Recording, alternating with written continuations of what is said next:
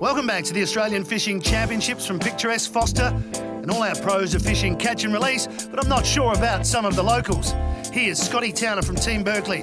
One in the live well, he got that very early in the morning, inside 2 hours, looking for 2. Big posts like the one there that I just cast to, they're great to target because they've got a rounder sort of base on them as they go down. Good hiding sort of spot for a fish. Yep. Oh, look at him with it. Those other guys with him. Oh. Keep on forgetting to bring the net up. There he goes. And that's another good fish for Scotty in his live well. Scotty's fishing these washboards on the outside of the racks. To get his lure in there, he's doing what's called a skip cast. And if you look at how a skip cast works, you bounce your lure before the board, it hits the backboard and drops back down into the shade, exactly where the fish are. Starlo caught up with Scotty and Steve Duff after the pre-fish. I'm having a fish with Steve Duff from Team Club Marine and Scott Towner from Team Berkeley. Steve Duff, you're the Brim rookie this year. Bit of pressure on you? There's a lot of pressure on me, Steve. They're the three who I consider the 3 best brim anglers in the country that I'm fishing against, so there's a lot of pressure on me. I've got to be on my game for the whole time. So, Scott, how was it fishing a year of the ABT as the reigning AFC champion? It didn't feel that different. I think I got a lot more respect from other anglers. They actually saw my style and, sort of come up and congratulated me. And, it sort of feels good when everyone out there respects you, what you're doing, and they consider you to be one of the best. Steve, you've had a pretty illustrious ABT career. What's the standout highlight? Definitely last year's grand final. To go to a venue at Ballina that I've never fished before and actually win the grand final there, it's right up there. What about you, Scotty? What's your standout from both ABT and AFC? I definitely have to say the barra round was really good last year for me. I caught my first barra, as you know. But I'd probably say this year at Taru, the Super Series, I took out the first Super Series, so that's always, an honour to take out the first of a major series. Well, 2 guys who really know their stuff when it comes to brim. Let's see how they fare in this round. And we're back now with Steve Duff from Team Club Marine, trying to prove himself in this elite group. You'll see where we're fishing here. I'm actually fishing what's known as floating racks, oyster racks that are tied to PVC pipe. I've got a preference for those over the fixed racks. One, it's better for the boat. You don't damage the boat when you're dragging it through there, but it's always sitting on top of the water. So the fish have always got somewhere to go and get in underneath.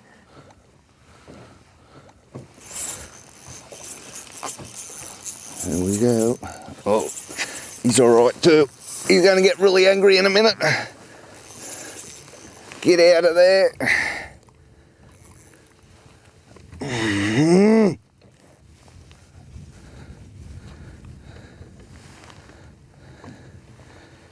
Don't swim around the bloody thing again. Uh-oh. Nah, he's gone.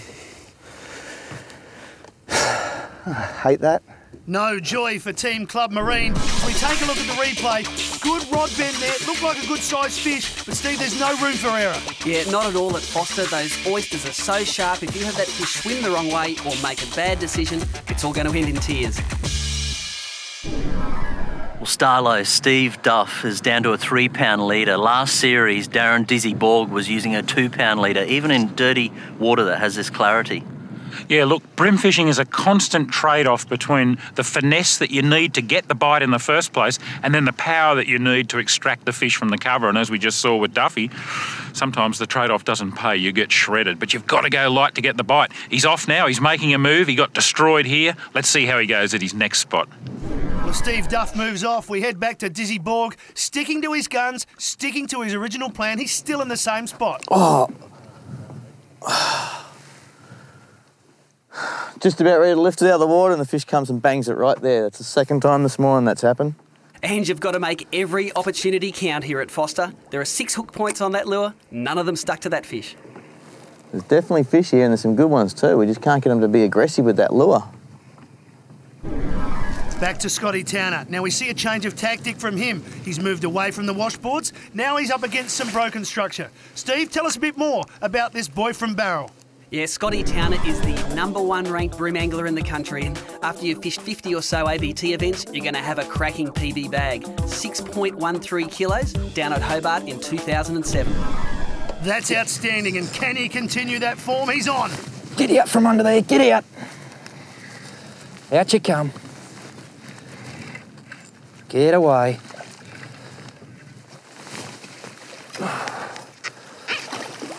There we go. Well, I'm happy I came in here now.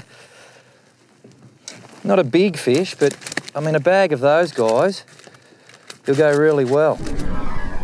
Not biting real good, so we're going to start putting a bit of scent on our lures. We know the fish are here, we just can't get them to be aggressive. Can't get them to take the lure properly, so we're just going to get a little bit of scent on our fingers and mainly put it around the back of the lure and up the sides. Just rub it all over it. Any excess we have, rub it on your fingers. Will Dizzy be rubbing his hands together at the end of the day? Time will tell. Now, here's Tim the Brim Morgan. We haven't seen him for a while, and things aren't exactly going to plan. I've still only got the one in the well. I've had plenty of chances the last 45 minutes to get more fish, but blowing every one of them, unfortunately. So I've got 3 big hours ahead of me to try and get 5 in the well. And you wouldn't want to count out Tim Morgan. We have seen time and time again here on AFC him bag out inside the last hour. But Steve, it's not happening for him at the moment. What can he do? Well, he doesn't want to go to that weigh-in without 5 fish. He's on here though.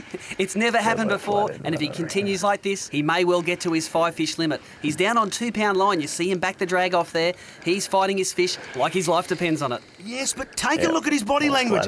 He's not too excited about this fish. Yeah, and we can probably see why, because, yep, that's a flathead. Great socially, but in a tournament, what it's worth is nothing. So just nice little flatty, back in and away she goes. Time for another break. When we return, plenty more action on AFC. Yes, sir. That's what we want.